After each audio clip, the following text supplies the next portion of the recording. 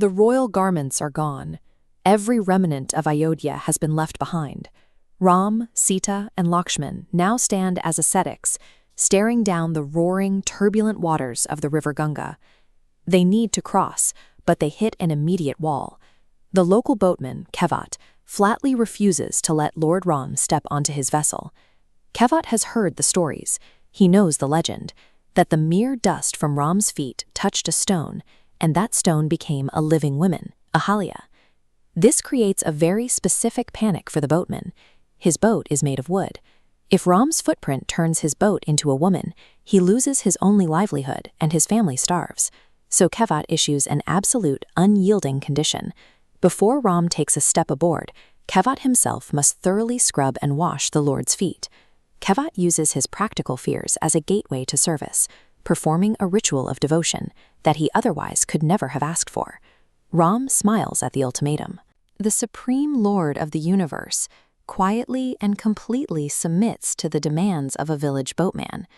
Kevat carefully performs the ritual, washing Ram's feet and joyfully accepting the used water as charanamrit, a sacred nectar. The trio safely crosses the Ganga. Once on the far bank, Ram asks Sita for her ring, hoping to pay Kevat for the journey. But Kevat firmly refuses the gold ring. He cites a simple rule of the working class. People of the exact same trade do not charge one another. Kevat explains his logic. He ferried Ram across this physical river today. In return, when his own life ends, he expects Ram to ferry him across the Bhavsagar, the cosmic ocean of existence. Material wealth holds no weight here. True spiritual transaction operates entirely on love and surrender, rendering a gold ring completely useless before the divine. Safely across, Sita turns her attention back to the rushing waters. She folds her hands in a vow to the river goddess. She asks for a single blessing, to return safely with her husband and brother-in-law after their 14-year exile, so she can worship these waters once more. Sita speaks of her return as a certainty, looking past the 14 years of hardship to the day she will stand by the Ganga again in gratitude. The journey moves forward to Prayagraj, where the Ganges, Yamuna, and the mythical Saraswati rivers meet at the Triveni Sangam. At this massive spiritual epicenter, the trio seeks out the ashram of the enlightened sage Bharadwaj. Bharadwaj greets them. He looks past the matted hair and bark clothes, instantly recognizing the divine reality standing inside his hermitage. Bharadwaj describes the exile as a preordained cosmic necessity, effectively shifting the weight of the decree from human politics to divine will. The deep forest requires their presence. Sages isolating in the wilderness need salvation, and innocent commoners like Kevat need spiritual upliftment, things that would never happen if Ram stayed on the throne in Ayodhya. Bharadwaj gives them geographic counsel. To avoid the crowds drawn to the kingdom's borders, he points them 10 kos away toward the isolated piece of a mountain called Chitrakoot. Bharadwaj's wisdom defines the journey as a necessary pilgrimage, a perspective that shifts the meaning of every step the trio takes into the forest.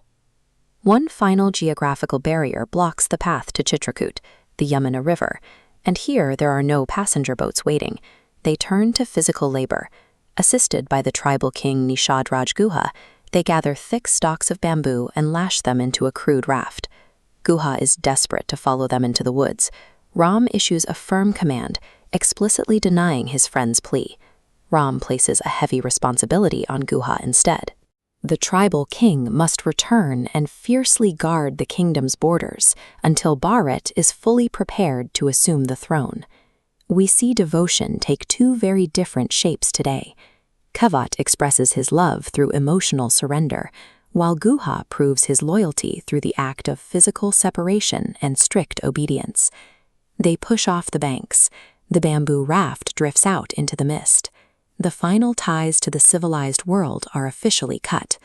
The imposing peaks of Chitrakoot loom ahead.